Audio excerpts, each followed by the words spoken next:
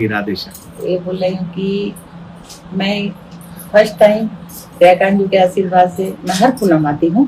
Husband सिर्फ 4 पूनम आए, मैं मुंबई से अकेले आ जाती हूँ। दयाकांत जी मेरे को बुला लेते, पूनम करके चली जाती हूँ।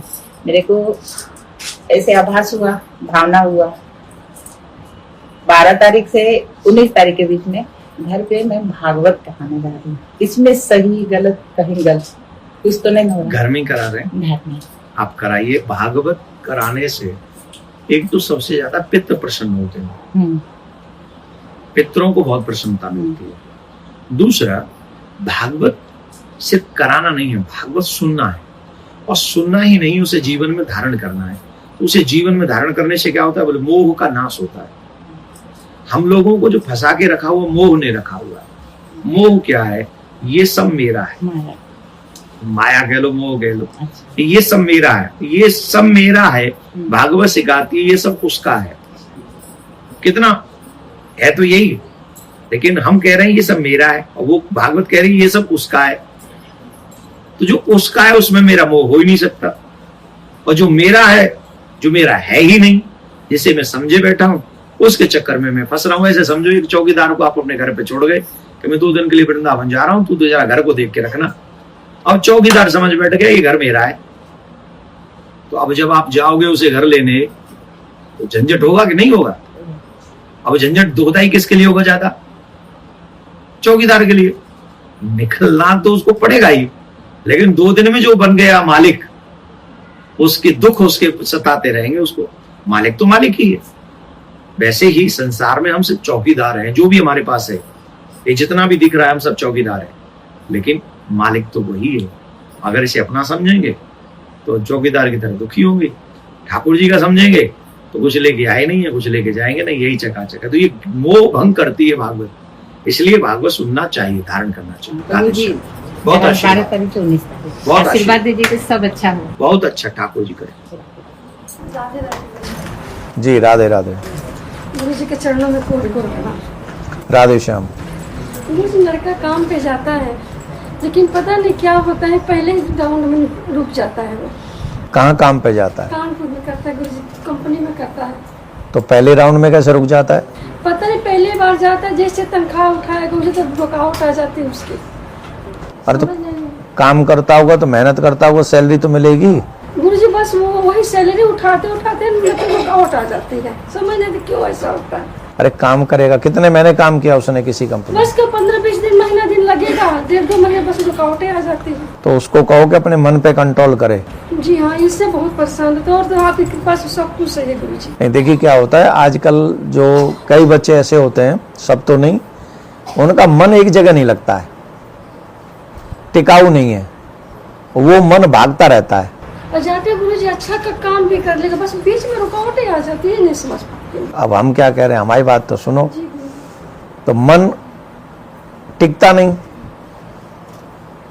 बोलिए काम अच्छा नहीं, दूसरा कर लेते हैं। ये कंपनी अच्छी नहीं, तीसरी जगह कर लेते हैं। तीसरी अच्छी नहीं, चौथी जगह कर लेते हैं। उस चक्कर में मन फंस जाता है और एक भी जगह पे मामला बनता नहीं। जबकि हमारे पुराने समय में सभी भी वर्तमान में, जो व्यक्ति एक जगह टिक के जितना भजन काम करता है, उसका उतना रिस्पेक्ट, उतना ही सम्मान, और उतना ही उसकी सैलरी में भी वृद्धि होती है। और ये जो एकदम से बनना चाहते हैं ना धनवान, वो टिकते नहीं एक जगह। और जो धीरे धीरे बनते हैं, जो हमेशा के लिए मजबूत होते हैं, उसके लिए थोड़ा समय लगता है। तो उनसे कई, एक तो धैर्य रखें काम करते समय। दूसरा, गाय को जब भी घर से निकलें, थोड़ा सा ही सही हरा चारा अवश्य खिला के निकलें। तो गौ माता, देशी गौ माता को खिलाएंगे तो उनका मन भी स्थिर होगा और उनका काम भी स्थिर हो जाएगा। ठीक है, राधे श्याम। बैठ जाओ। आपके पास है तो रुको, ही काम भी सही हो गया। जो अपने मोटर सेंटर, धुलाई सेंटर, किसी ने कब्जा किया था, दादा राम की कृपा, सब ठाकुर जी कृपा करेंगे, हो गया गुरु जी। बस यही काम कर दे, ये भी हो जाएगा। राधे राधे। बाकी तो आपने बहुत कुछ किया गुरुदेव, हरि से मिला दिया, इससे बड़ी चीज क्या। राधे श्याम, राधे श्याम, राधे श्याम। राधे राधे गुरु जी। राधे श्याम। गुरु जी, मैं अपने निर्णय को मतलब निर्धारित नहीं कर पा रहा हूँ कि जैसे मैं 3 साल से गवर्नमेंट जॉब की भी तैयारी कर रहा हूँ, और प्रियाकांत जी सरकार की मतलब सहमति के कारण मतलब मैंने पिछले साल एक बिजनेस भी चालू किया। तो अब मैं ये निर्धारित नहीं कर पा रहा हूँ कि मैं आगे पढ़ाई करके मतलब जॉब की तैयारी करूँ कि अपने बिजनेस को ही आगे बढ़ा। बिजनेस कहाँ तक पहुँचा? बिजनेस अभी जो है कि हमारे परिवार की जो स्थिति अभी 1 साल पहले थी उससे कहीं ज़्यादा बेहतर है। तुम्हारे बिजनेस की वजह से? जी और उसमें माइंड चल रहा है? जी चल रहा है। माइंड चल रहा है? यस काम आगे बढ़ रहा है? बढ़ रहा है। तो जॉब किसी और के लिए छोड़ दो, नौकर कोई और बनता रहे, तुम मालिक बन के काम करो। तुम काहे को जॉब के पीछे पड़े हो? मालिक बनो, दूसरों को जॉब दो, बढ़िया है। अगर तुम्हारा काम अच्छा चल रहा है तो किसी और के लिए वो चीज़ें छोड़ दो जिस पे तुम्हारा ध्यान नहीं जा पा रहा है। तुम बॉस बनो और दुनिया को भी काम दो, अपने काम को सेटल करो, प्रिया कांजू को प्रणाम करके भजन करो। इसमें तो अपनी मर्जी भी चलती है, जब मन करे आओ, जब मन करे जाओ, जितना मन करे काम करो, जितना मन करे कमाओ।